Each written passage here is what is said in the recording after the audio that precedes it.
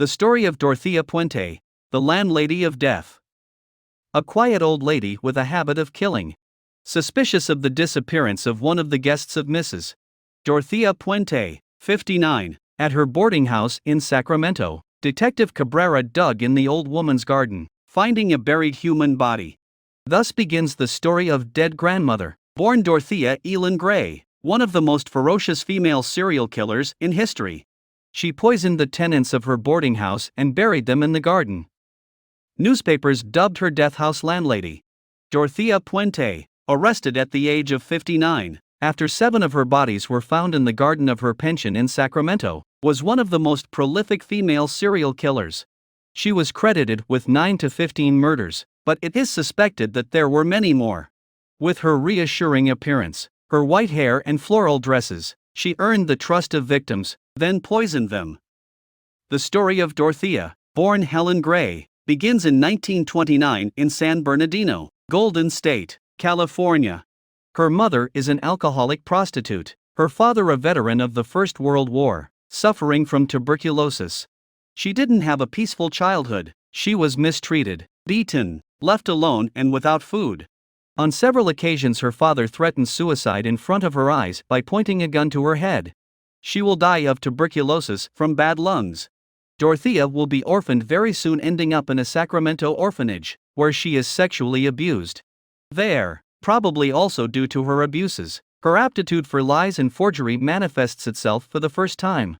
She tells everyone that she was born in Mexico and that she has 17 siblings. At 16 she runs away to marry a young soldier who is a veteran of the Second World War. She has 2 children who she gives up for adoption right away. Dorothea is not cut out to be a mother. Soon her husband gets tired of married life and abandons her, but Dorothea begins to tell people that he died of a heart attack. So she comes across her second husband, Axel Johansson, a violent man. For years Dorothea was in and out of prison amidst charges of fraud and prostitution. She finally arrives meeting Mr. Puente, Roberto Puente, whose surname she will keep from her third husband. It will be the third divorce of her life to give a turn to her existence. No more men. Dorothea Puente becomes the owner of a nursing home in a building a few blocks from the California governor's residence in Sacramento. 16 rooms, 3 floors of a charming Victorian building at 1426 F Street, where the now mature Dorothea, with her white hair and floral dresses, welcomes people with disabilities. She makes a name for herself as a benefactress among social workers because she accepts the most difficult cases. Her plan is to cash their checks. She was arrested in '78 for having forged signatures to receive disability checks from her tenants. She was warned against assisting disabled people. Dorothea, however, is not a woman who can be stopped easily. She resumes her retirement business for people in difficulty, those that the state defines as shadow people. No one in the neighborhood suspects her of being a criminal. Dorothea takes care of the colony of stray cats in the neighborhood. She bakes delicious dishes for her guests. Despite her being a cold calculator, Puente maintains a human profile that makes her appear harmless, even kind, in the eyes of others. Meanwhile, she has developed her modus operandi of her. In her kitchen, Dorothea not only stuffs cakes and pies, but also her murder weapon. Instead of butter and flour, in the meals of her guests, the candid Mrs.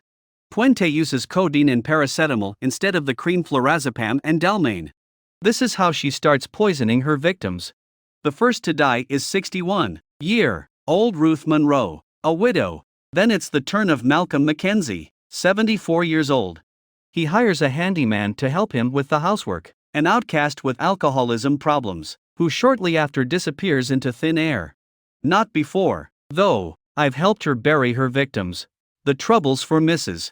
Puente arrive in the late 1980s when a dogged detective sets out on the trail of Bert Montoya, a schizophrenic whose social worker had reported him missing. So John Cabrera, police officer, goes to snoop in the apartment of death, in F Street. He finds nothing, but notices that the ground is loose in the garden in front of the patio. So he starts digging, and after a while he finds a human corpse buried not too deep. The next day, a team of forensic anthropologists is scouring the white-haired lady's garden. 7 bodies found. Puente is arrested in Los Angeles during an unlikely escape. The trial of grandmother dead, as some call it. began in 1993 and put the jury in serious difficulty. While the lost lives of the victims of her ruthless greed make her a diabolical portrayal, jurors are mystified by the many her testimony produced by the defense about Ms. Puente, including her long-lost daughter. Everyone told how the defendant had helped them and how she had in many cases been generous and thoughtful with some unfortunate people. Eventually, the court awards Dorothea 2 life sentences without parole, saving her life. She spends the last years of her life in a cell in the state of California, where the letters of her pen pal, Shane Bugbee, keep her company.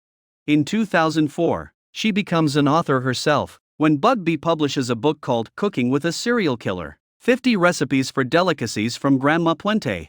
Dorothea dies in her cell at the Chowchilla, California Women's Penitentiary at the age of 82, of natural causes. Some who knew her in her retirement still can't believe that the delightful granny was one of America's most dangerous sociopaths.